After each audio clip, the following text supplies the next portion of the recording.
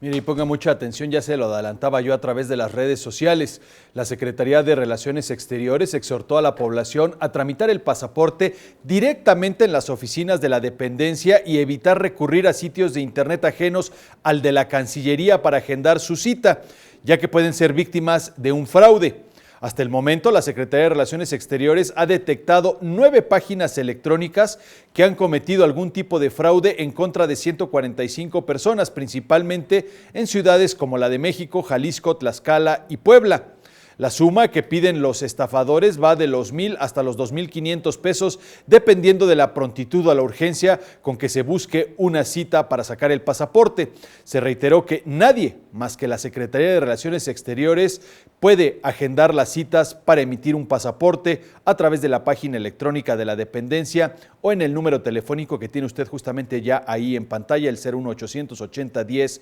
773.